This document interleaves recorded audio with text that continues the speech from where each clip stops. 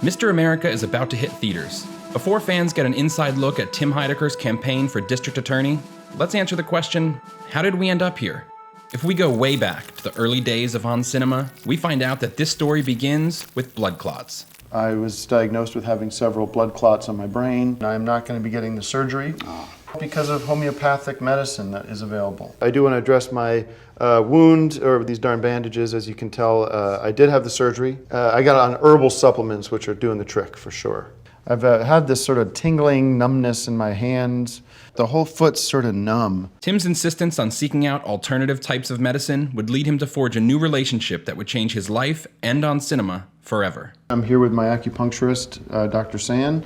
I thought the show is On Cinema, not on alternative medicine. Alternative medicine. Dr. San is with us. Let's talk alternatives.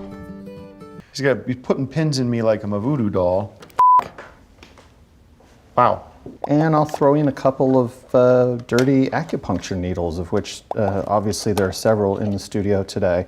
Despite Tim's initial enthusiasm, it quickly became evident that Dr. San might not be the medical expert that he claimed to be. I have a stage 3 infection on my face from Dr. San's needles. And by the way, if anybody out there knows where he is, I need to speak with him, and my lawyer needs to speak with him as well, and so does the police. After the sudden disappearance of Dr. San, Tim's health improved, and his next few years were full of milestones. He wrote and starred in the hit action series Decker. He moved to Jackson Hole, Wyoming. He became the frontman and founding member of the rock group Dakar. But most importantly, his on-again, off-again girlfriend Ayaka gave birth to a beautiful baby boy, and Tim became a father. He's got that thing in his eye that just says, wow, I'm going to be a star. We have the first ever appearance on television of Tom Cruise Heidecker, my son. Just when it looked like everything in Tim's life was moving in the right direction, Greg made a startling discovery. This Dr. Luther that Ayaka's been talking about, in fact, is Dr. San. I've been looking for this asshole for 2 years, and you're telling me he's been right under my nose this whole time? Dr. Luther is Dr. San. Get the fuck out of here! But when Tim brought Dr. San back onto the show to confront him about his crimes, the tone and tenor of the episode took many viewers by surprise. Dr. San immediately pulled Tim right back into the world of alternative medicine, and even convinced Tim to make a controversial medical decision regarding his son. Healthy healing and the natural alternative, just say no to vaccination. Access this document. Tell you what, I'm going to take Tom Cruise off all that starting today.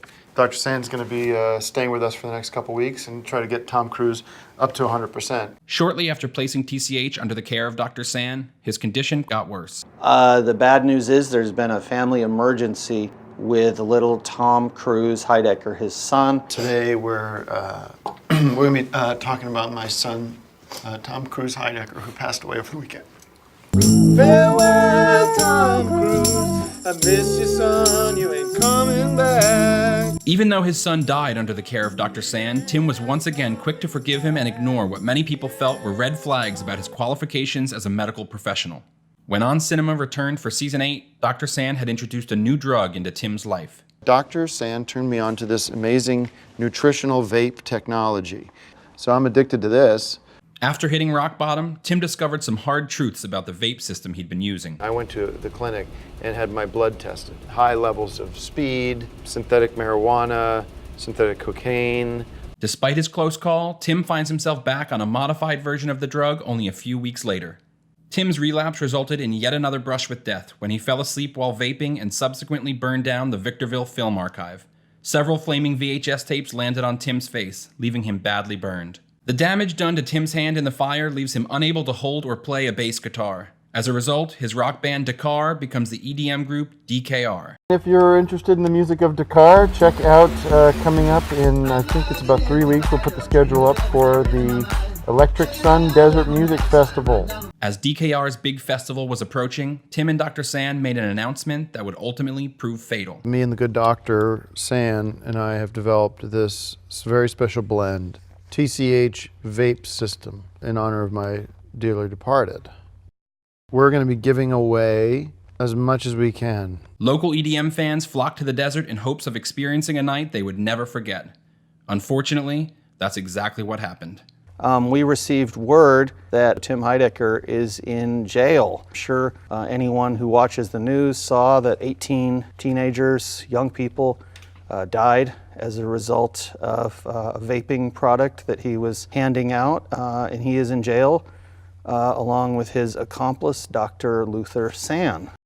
After his arrest, Tim's views on Dr. Sand had suddenly shifted. So it looks like I'll be able to cut a deal because this is about Dr. Sand and about the poison that he made. I'm going to do what's right, and it's going to be really about the 18, the Electric Sun 18. 2 more died. Well, the Electric Sun 20 then. Tim's hopes of cutting a deal were dashed after news broke that Dr. Sand had hung himself in his jail cell, causing the DA to refocus their case on him. That rat piece of shit thinks he can get out of this by stringing himself up. Okay? That doesn't absolve him. In November of 2017, Tim went on trial. Defendant is charged with counts 1 through 20 of second-degree felony murder. The prosecution was represented by San Bernardino County District Attorney Vincent Rossetti. He filled the lungs of his innocent victims with a chemical cocktail, which he knew to be toxic. Timothy Heidecker is a killer. In a videotaped interrogation before his death, Dr. Sand fingered Tim as both his idea man and his partner. Throughout the course of the trial, Tim was repeatedly admonished by Judge Sismic for his lack of decorum in the courtroom. Fucking ground. Mr. Heidecker, you are that close. Approach the bench. No, you may not approach the bench. I have the constitutional right to strike him if he disobeys me. No, if he disobeys me, it's murder. I'll fuck you up, Mark. Believe me, I'll fuck you up. The prosecution brought in an array of witnesses who delivered damaging testimony about Tim's character, including his now ex-wife, Ayaka. Tim is a very confused and angry man. Dr. Sand made so many mistakes, but Tim kept forgiving him, including the death of our son. Mr. Rossetti's closing arguments painted Tim as a criminally negligent con man who was more interested in turning a quick buck than protecting the health and safety of his fans. Tim used his closing arguments to suggest that he was just the man at the scene of a crime. He placed the blame on Dr. Sand, the prosecution, the Chinese, and others. I'd rather have you guys in the driver's seat than these rats here. And they're liars. And I don't know what I did to them. When both sides had rested, the jury deliberated for almost a full week before returning a verdict. In the end, 11 of the 12 jurors believed that Tim was guilty, but a single holdout resulted in a hung jury. This is a mistrial, and we are adjourned. Yes! Yes! At his post-trial press conference, Tim didn't pull any punches when discussing Vincent Rossetti. As far as the DA goes, this Rossetti has turned out to be a total rat.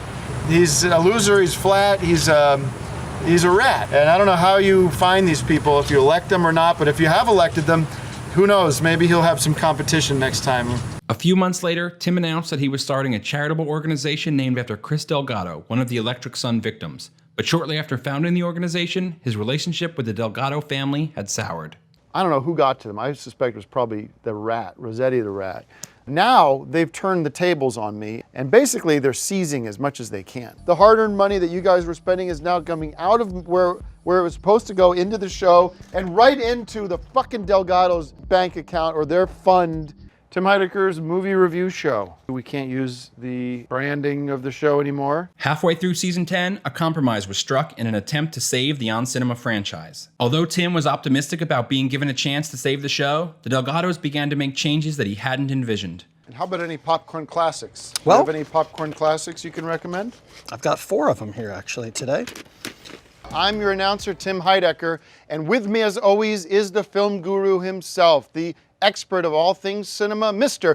Greg Turkington. As season 10 drew to a close and Tim was being allowed to do little else but hold Greg's VHS tapes, he finally snapped. Fuck this! All right. No, we're done! Okay, and here's the message. Here's the message for Delgados, okay? I'm done! Your son is in hell, Delgado. That was his choice. It was all their choice. It had nothing to fucking do with it. This was my show, and they stole it. And Delgado, you motherfucker, you stole it from me, you piece of shit. And Dwyer, you cunt, I'm gonna come for you too, you piece of shit. And I'm coming for you, Rossetti, where the fuck you are. I'm coming for you. I'm running for district attorney. You understand me? I'm running for district attorney of San Bernardino County. Why? Because I'm a fighter and I know what that county needs. And I'm not gonna sit here and be a host for that piece of shit here with his dumb bullshit movies. I wanna be your DA and I hope I have your vote. And with that announcement, you're all caught up. To find out what happens next, catch Mr. America in theaters on October 9th.